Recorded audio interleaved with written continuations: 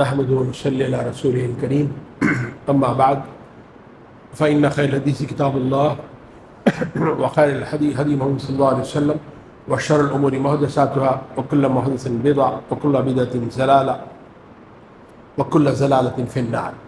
أعوذ بالله من الشيطان الرجيم. بسم الله الرحمن الرحيم. وما تنقم منا إلا أن آمنا بآيات ربنا لما جاءتنا ربنا افرغ علينا صبرا وتوفنا مسلمين.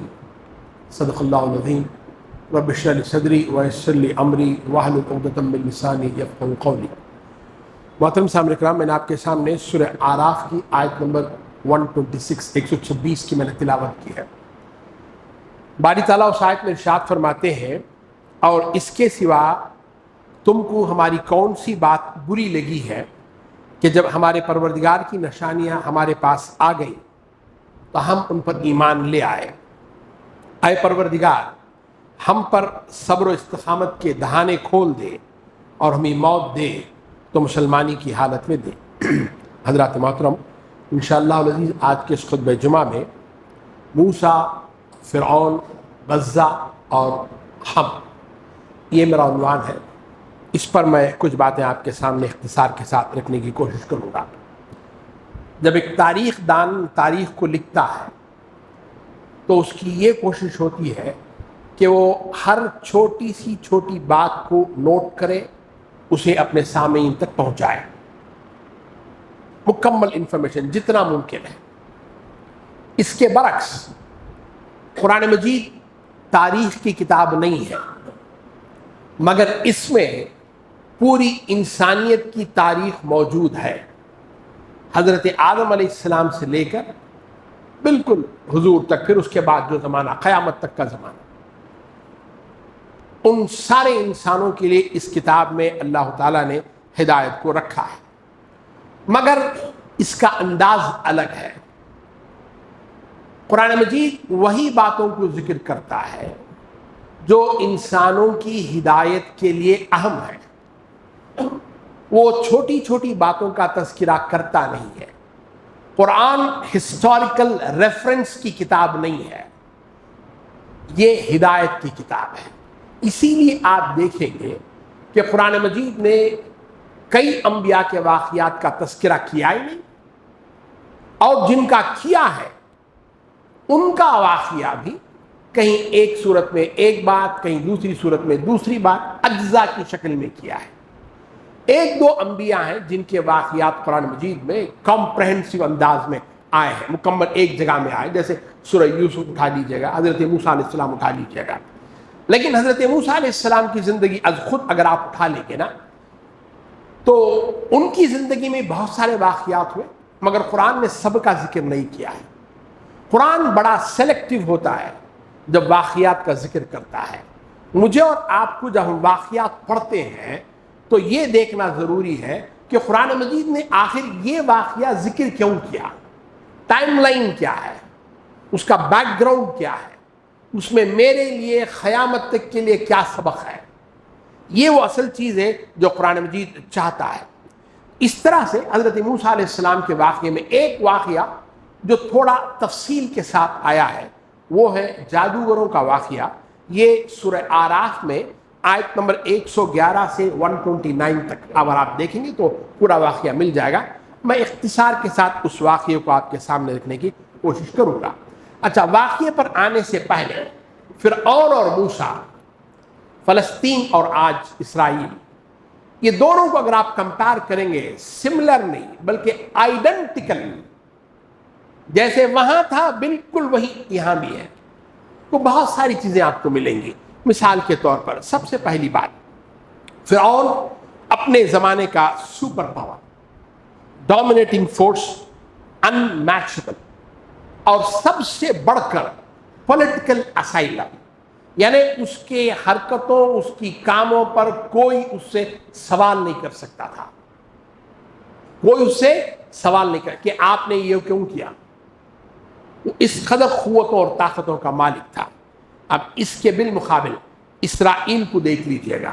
1945 سے لے کر 36 یونائٹڈ نیشن سیکیورٹی کاؤنسل کے ڈرافٹ ریزولوشنز وہ جو ہوئے ہیں اسرائیل اور فلسطین کے تعلق سے 36 ہے، اس میں سے 34 کو امریکہ نے ویٹو کیا ہے، یعنی آپ اس پر ہاتھ نہیں رکھ سکتے.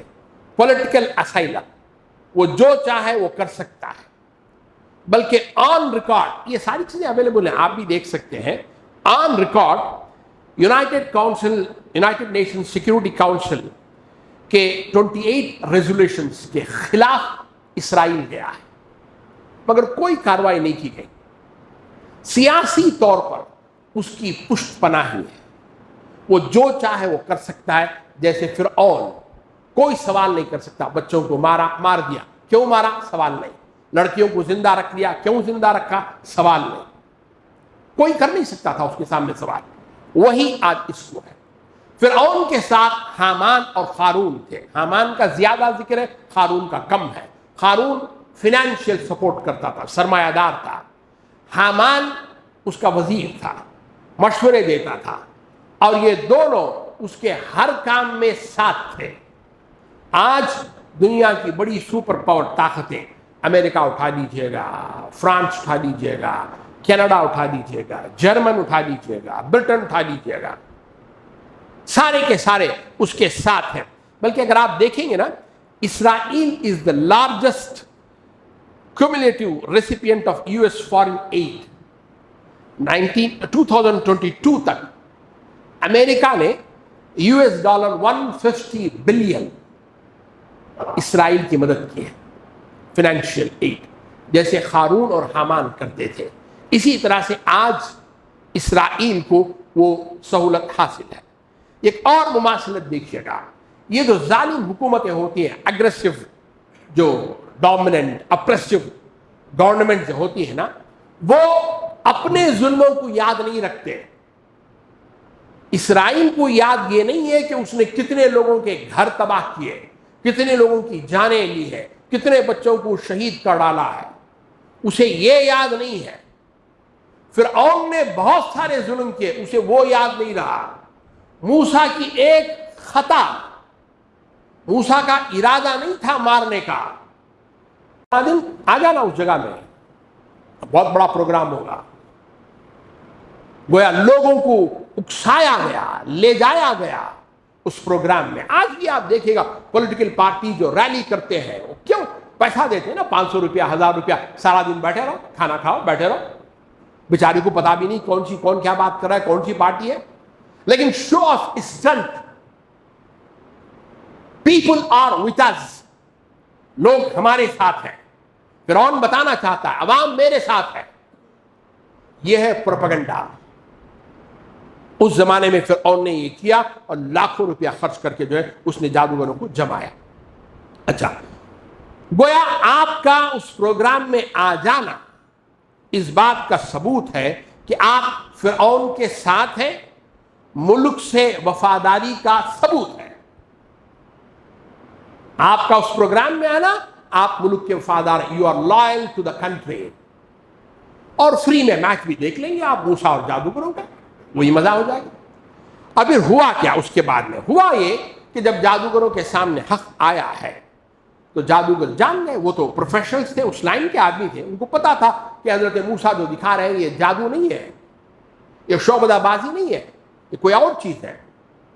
جیسے ہی حق ان کے سامنے واضح ہوا ہے، وہ لوگ جو فرعون کی نگاہوں میں ڈیفینڈرز آف دا کنٹری تھے، ہیروز آف دا کنٹری تھے، یہ ملک کو بچانے والے لوگ تھے، پھر موسیٰ کو ختم کرنے والے لوگ، ملک کی آن بان شان، یہ وہ لوگ تھے. اور وہی لوگ جب ان کے سامنے حق آیا ہے، فوراً نے حق کو قبول کیا اور سجدے میں چلے گئے. گویا انہوں نے زبانی طور پر اور عملی طور پر جو لاکھوں کا مجمع کھڑا تھا ان کو یہ پیغام دیا کہ موسیٰ ٹیررسٹ نہیں ہے، موسیٰ کے پاس حق ہے. ہم مسلمان ہو گئے اور تمہیں بھی چاہیے گا کہ تم بھی جو ہے وہ مسلمان ہو جاؤ. ظاہر بات ہے فرعون کی جو میڈیا پروپیگنڈا جو تھا، اس کی پوری کوشش تھی، وہ ساری کی ساری جو ہے وہ بری طرح سے فیل ہو گئی کہ جن پر بھروسہ تھا وہ خود جو ہے وہ اقرار کر گئے ہیں.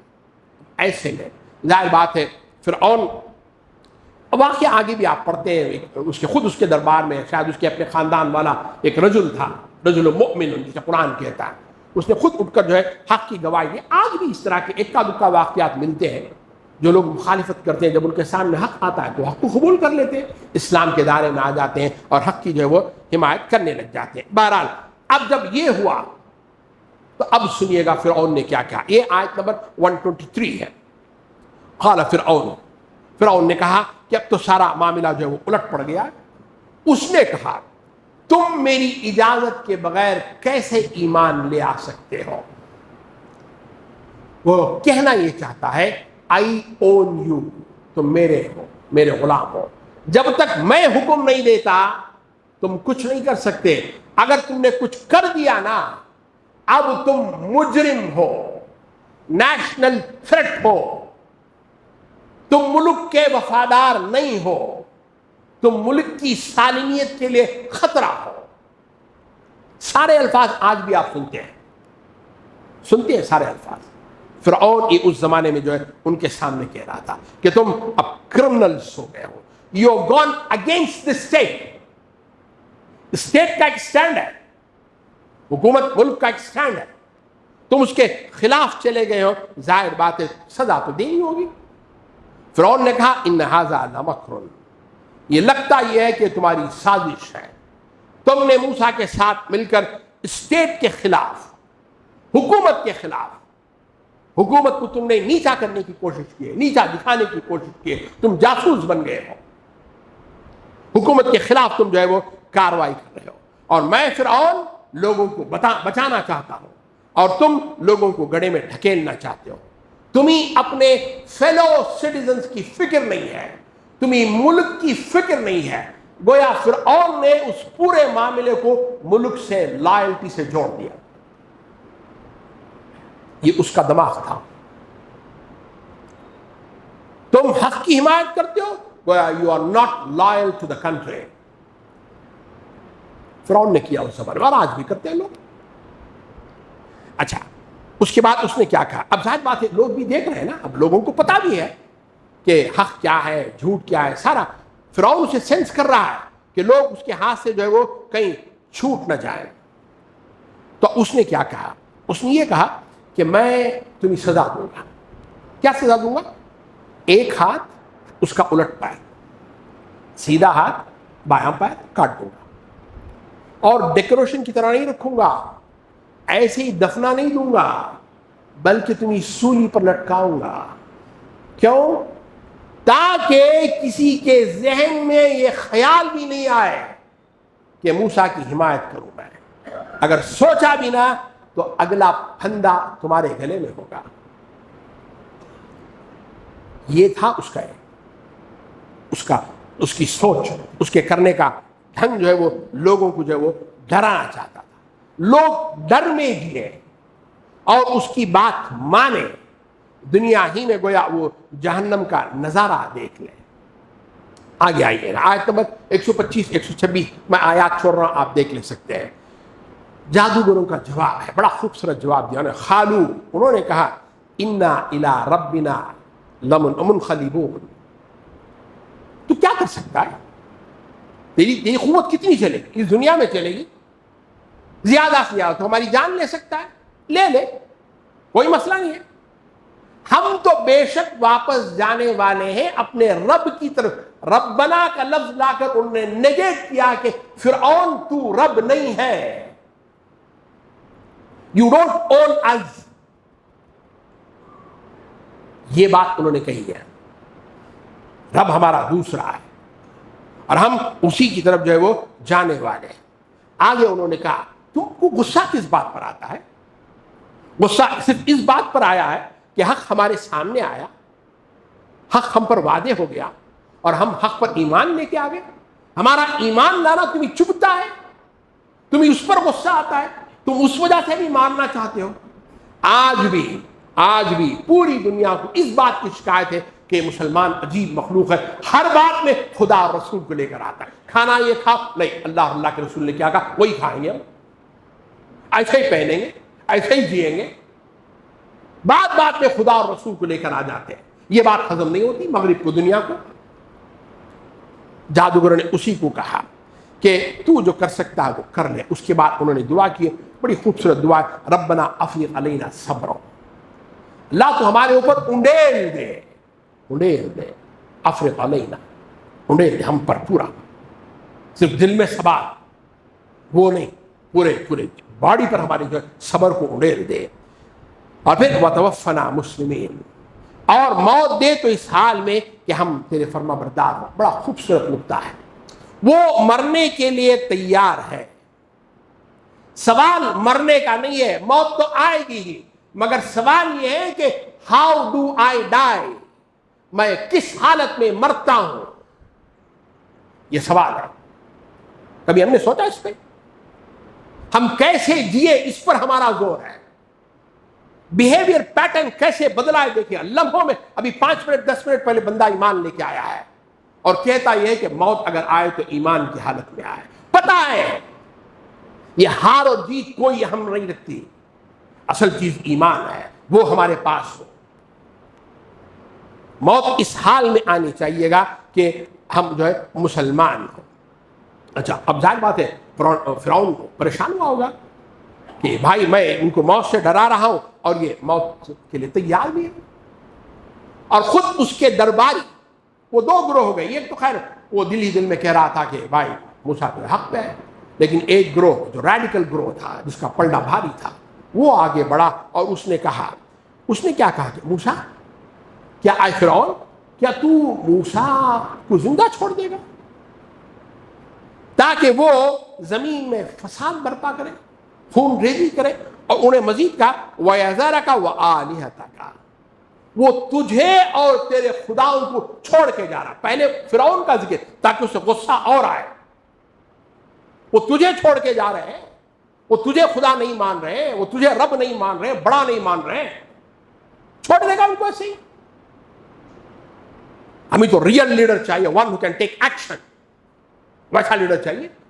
اور فرعون نے فوراً کہا ہم ان کے بچوں کو قتل کر دیں گے, عورتوں کو زندہ رکھیں گے. وقت ختم ہو رہا, میں تیزی کے ساتھ بات رکھ رہا ہوں. اب موسیٰ کا جواب سنیے گا. یہ 2 آیات بڑی کافی وزنی آیات ہیں. بیٹوں کو قتل کر دیں اور وہ ان کی عورتوں کو زندہ رکھیں. ظاہر بات ہے بنی اسرائیل کچھ کر نہیں سکتے نا, بھاگ نہیں سکتے, سوال نہیں کر سکتے, ویپنس نہیں ہے, لڑ نہیں سکتے, مجبور ہیں. اب موسیٰ ان کو جواب دے رہے ہیں. وہ جواب کیا؟ آیت نمبر 128 موسیٰ نے کہا استعینوا بالصبر اور استعینوا باللہ واصبروا. دیکھو اللہ سے مدد طلب کرو اور صبر کرو. یہ موسیٰ کا جواب ٹائم لیس آنسر ہے. ہر دور میں, ہر زمانے میں اللہ سے مدد طلب کرو اور صبر کرو, ڈٹے رہو اپنے موقع پر. صبر سے مراد ڈٹے رہو اپنے موقع پر, میدان چھوڑ کے مت جانا, کھڑے رہو, جان جائے کوئی مسئلہ نہیں. اب بعض لوگ میرے اور آپ جیسے وہ تو ہوں گے نا, انہوں نے کہا کہ موسیٰ یہ سننے کو تو اچھا لگتا ہے, ریئل پرابلم سامنے کھڑا, اس کا حل بولو, تم خطبہ مت دو. اللہ پر ایمان, صبر, وہ چھوڑو اسے. ایکشن وہ بولو, وہ کیا کرنا ہے. موسیٰ تمہارے آنے سے پہلے بھی اور تمہارے آنے کے بعد بھی حالت وہی ہے ہماری, پہلے بھی مشکل اب بھی مشکل, آپ کے آنے کا کیا فائدہ. یہ ہے وہ چیز جو غلط تصور ہے. موسیٰ نے اس کا جواب نہیں دیا, اس کا جواب نہیں دیا انہوں نے, اس لیے کہ یہ سوال وہی پوچھ سکتا ہے جسے دین کا بنیادی فہم بھی نہیں. اور یہ سوال آج ہمارے ذہن میں اٹھتا ہے. ہمارا تصور یہ ہے کہ ہم حق پر ماننے والے ہیں, ہم اللہ پر ایمان رکھتے ہیں, تو ہمیں تکلیف نہیں آنی چاہیے, ہمیں دنیا میں سپر پاور ہونا چاہیے, ہم ہار نہیں سکتے, ہمیں ہمیشہ جیتنا ہوگا. یہ ہمارا ایمان ہے اس لیے کہ ہم حق پر ہیں. نہ, ایسا نہیں ہے. دنیا امتحان گاہ ہے, یوم التغابن وہ ہے, یہاں ہار اور جیت ہوتی رہے گی. یہ اصل میدان نہیں ہے, یہ اصل میدان نہیں ہے, اس کو سمجھنا ہے. اچھا اس کے بعد موسیٰ نے کہا, جب قوم نے یہ کہا تو موسیٰ نے کہا عسیٰ ربکم ان یہلک عدوکم, قریب ہے کہ تمہارا رب تمہارے دشمنوں کو ختم کر دے گا اور تمہیں زمین پر خلافت عطا کرے گا، اقتدار عطا کرے گا۔ فَيَنْظُرَ كَيْفَ تَعْمَلُونَ، اور دیکھے گا کہ تم کیسے عمل کرتے ہو۔ سوال اقتدار ملنے کا نہیں ہے، سوال اقتدار ملنے کا نہیں ہے، سوال یہ ہے کہ اقتدار ملے گا تو تم کیا کرو گے۔ ہمارا پورا زور اقتدار پر ہو جاتا ہے، حکومت ملنی چاہیے گا، ملک مل جانا چاہیے گا، ہم جیت جائیں، فلاں ہو جائے، نہ۔ فَلْيَنْظُرْ، اللہ دیکھنا یہ چاہتا ہے کہ تم کیسے عمل کرتے ہو۔ حضرات محترم، 50 not long ago، بہت بہت پرانی کہانی نہیں بول رہا میں، 60-70 سال پہلے تک یہ سارے عرب ممالک کالونائز تھے، برٹش حکومت کرتے تھے، کہیں فرنچ تھا، کہیں جرمن تھا، کہیں انگلینڈ تھا، اس کے انڈر میں سارے ملک تھے۔ خود ہمارا ملک عزیز انگریزوں کے، ہمارے باپ دادا نے پتہ نہیں کتنی بار مساجد میں کھڑ کے رو رو کے دعا کی ہوگی کہ مالک ان دشمنوں سے نجات دلا، ان دشمنوں کو دور کر، ختم کر۔ اور اللہ نے کر کے آج مجھے اور آپ کو ان سارے ملکوں کو اقتدار دیا ہے، مگر ہم کرتے کیا ہیں؟ سوال تو وہ ہے نا، ہم بھی وہی کر رہے ہیں جو وہ کرتے تھے، کوئی فرق نہیں ہے نا۔ یہ اصل مسئلہ، اس پر ہمارا زور کم ہے، اور یہ ٹائم لیس پیغام ہے۔ میں گھر کا مالک، کبھی ہمارے والد اونر تھے، کبھی ان کے باپ اونر تھے، آج میں اونر ہوں۔ آج کسی ادارے میں میرا اقتدار چلتا ہے، کسی فیکٹری میں میرا اقتدار چلتا ہے، اس اقتدار کو میں کیسے استعمال کرتا ہوں۔ کیف تعملون، تم کیا کام کرتے ہو، اللہ وہ دیکھے گا۔ اقتدار ملنا یا نہ ملنا وہ دوسری بات ہے۔ حضرات محترم، میں اپنی بات کو ختم کر رہا ہوں۔ جب یہ معاملہ شروع ہوا تو بڑے وہ اخبارات میں، واٹس ایپ میں آ رہی تھی کہ بھائی ہم KFC نہیں کھائیں گے، ہم صرف استعمال نہیں کریں گے، فلاں نہیں کریں گے۔ بڑی اچھی بات ہے، ٹھیک ہے، کرنا چاہیے۔ اس سے ان کی معیشت خراب ہوگی۔ یہ پروڈکٹس اگر آپ استعمال نہیں کرتے ہیں تو لازماً ہو سکتا ہے، پاسبل ہے کہ ان سے ان کی معیشت، اکانومی جو ہے خراب ہوگی۔ لیکن آپ ذرا غور کر دیکھیے گا، یہ جو واٹس ایپ ہے، فیس بک ہے، انسٹاگرام ہے، یہ خالی ثناء اللہ اور مولوی حفیظ اللہ نے نہیں بنایا، یہ بھی انہوں نے بنایا ہے۔ اس کا استعمال ذرا کم کر لیں گے نا تو اس میں میرا اور آپ کا فائدہ بہت ہوگا۔ اقول قولی ھذا استغفر اللہ لکم ولسائر المسلمین۔